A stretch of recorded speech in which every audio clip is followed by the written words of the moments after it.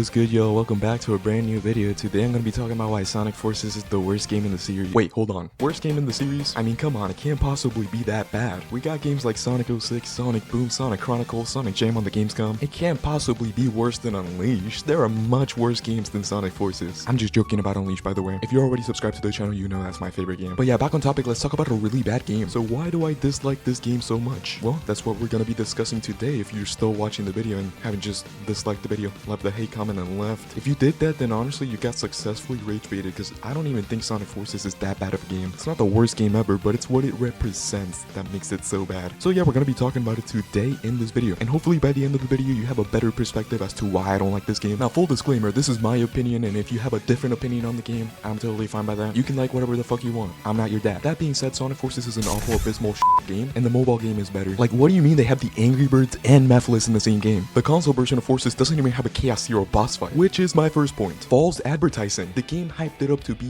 this big team of villains. We got Metal Sonic, we got Shadow, we got Chaos Zero, we got this cool new looking guy named Infinite, and we also got Broski, but I think he part of the team. Either way, looks like a stacked lineup. Can't wait to fight them. What do you mean only to have boss fights? One of them is on a giant bee and the other one is just copy and paste. This left me feeling so disappointed and so robbed. Imagine a story where you actually got to fight these guys. That would have been so cool. Hell, there's even mods adding a Chaos Zero boss fight and everything. But no, I guess they just got lazy. And let's be so for real, they had a good time to develop the game. They had 3 years developing this game. Keep in mind, the last game in the series was Boom. We were expecting the comeback of the century, especially with Mania releasing earlier that year. You'd expect them to have important roles in the story, maybe even boss fights. I mean, I don't know, they're all over the trailers and all over the fucking box. Perhaps maybe I would have expected some sort of boss fight with these guys, but no, they're just there to sell more copies, I guess. They showed us Chaos in the trailers because they knew the adventure fans would want to play the game. They showed us Shadow because Shadow fans would want to play the game now. Despite him only being nonchalant final boss in all the cutscenes, and only having like a 3-level DLC that goes by in like 10 minutes, and just reuses levels from the original game. Who out here was really asking for Sabac's return? The story is a huge disappointment. Look, I'm not gonna say I'm the biggest fan of games like Sonic 06 or Black Knight, but at least I gotta agree that those stories were awesome. They kinda got soft on the stories after Colors, so this game was set to be the grand return of the dark stories, something that made the Dark Age fans super excited. The trailer showing a big Resistance storyline, having a Sonic army versus the Eggman Empire, that sounds awesome. And good thing that it was done really well in the comics, because in the game it was done very poorly. We barely get to see the Resistance do anything in the story. Sober's the leader of the Resistance, that's pretty cool. I kinda wish we could see more of that, but no, he just kinda gets a little bit of screen time. And when we do see characters, they're all very mischaracterized. Tails is just a giant coward now. Like, what do you mean a little puddle of water is about to attack you and you duck? You can fly. My dude, you have faced off way worse. The writing for Tails was so bad in this game that even Frontiers made a mention of it. And as for all the other characters, they're so dependent on Sonic. Besides Sober, of course, Sober's low-key the goat in this game, but besides him, everyone's just so boring, including Infinite, which has an awesome character arc in the comics. Cause in the game, he gets kicked around by Shadow like 3 times, and he low-key gets rage baited, and that's his story. That's his origin. He throws a little hissy fit like a 5-year-old.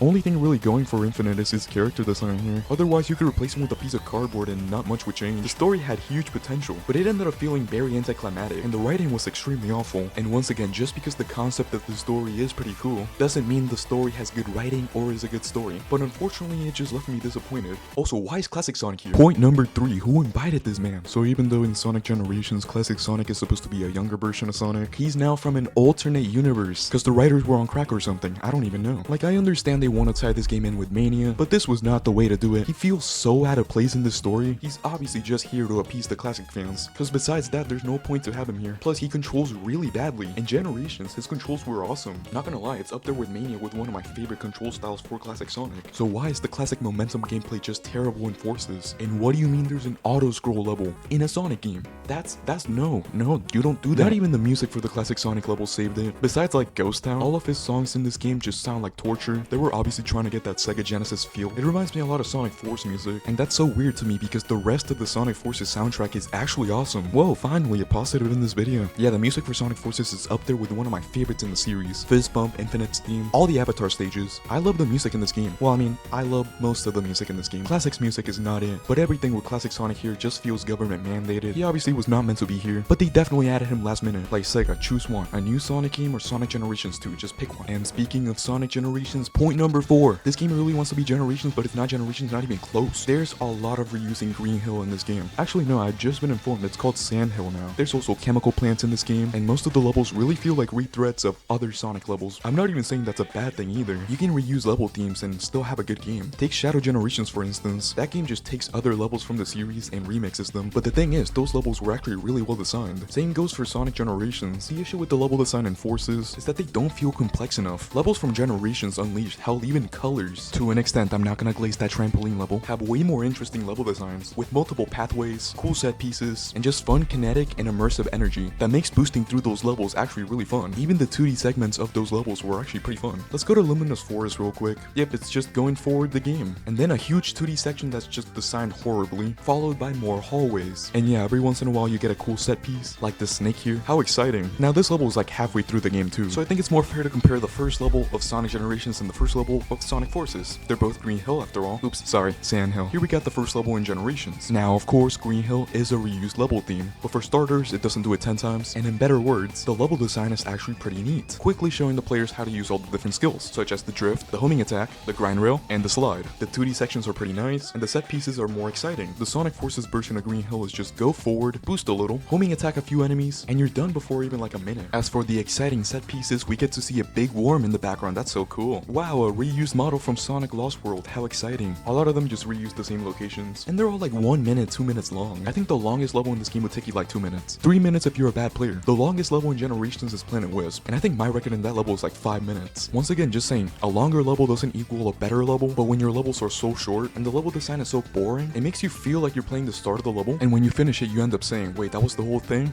Where's the rest? It's like expecting a bowl of spaghetti, but instead of handing you a bowl of spaghetti, they hand you a bowl with one spaghetti strand on it. Like, yeah, I could almost taste the good spaghetti here, but where's the rest of the spaghetti? This game has 30 levels and it's about 2 hours long. Once again, just because it's 2 hours long, it doesn't mean it's a bad game. Hell, Shadow Generations is about 2 hours as well, but the levels in those games are actually so fleshed out that I can remember stuff from those levels. I played Sonic Forces the whole way through about 3 times. I have like no memory of what the levels even were. The only one I really thought had good level design was the space one, and that level is pretty short. Plus all the boss fights are also suffering from the same disease. It's all just going forward, boosting, homing, attacking a few times, and that's it. And yeah, the Avatar gameplay is a little different, but all in all, the game is just very boring. It's not even like the worst thing ever either. It's like the pinnacle of mediocrity. But at least in a game like Sonic 06, I can see the good lying inside the bad. For Sonic Forces, I feel nothing playing these levels. They're soulless. Like, you could play Sonic Forces just fine with no glitches, but not gonna lie, I'd still have a more fun time playing 06. And I'm talking about the original retail version of 06. With all the glitches and long load times and all that crap, I can still remember the level designs of Kingdom Valley, Crisis City, Wave Ocean, all of those levels. Even the bad ones, I at least remember stuff from the levels. The most I remember of Forces is that one big snake in Luminous Forest, and the fact that Shadow Gens did a better version of Sunset Heights. Once again, it's okay to like this game, I just find it very boring and bland. Only really fun thing I could say about it is the avatar creation. I'm not even like too big in creating OCs or anything, but as a kid I always thought designing your own things for video games was pretty cool. That's practically the whole appeal of games like Mario Maker, and the customization options here are pretty cool. And of course the music is great in this game, but the rest just feels like a slap to the face of anyone who likes the boost gameplay. And it's a shame to see how many people grew up with this game and haven't even played Unleashed. Sure, you can make the argument that I'm just a big hater and I'm low-key glazing the other boost games, but once again I played Sonic Forces the whole way through like 3 times. I've tried to actually enjoy the game since I see so many people praising it, and I just don't see it. I think Heroes is a better game, I think Shadow of 5 is a better game. I hate Sonic 06, but I can at least say that that game had more of a soul, if that means anything. Like, yeah, most of you aren't even watching anymore. You probably just disliked the video because of the title, but genuinely, I want to know you guys' opinions. I want to know why you guys like this game so much, because I find absolutely nothing of enjoyment in this game besides the music. And the music, you can find it for free on YouTube. And as for the avatar maker, yeah, it's kinda cool, but if you really want to just make a Sonic character, just make it on a piece of paper. It's not the worst game ever, but in my opinion, it's the worst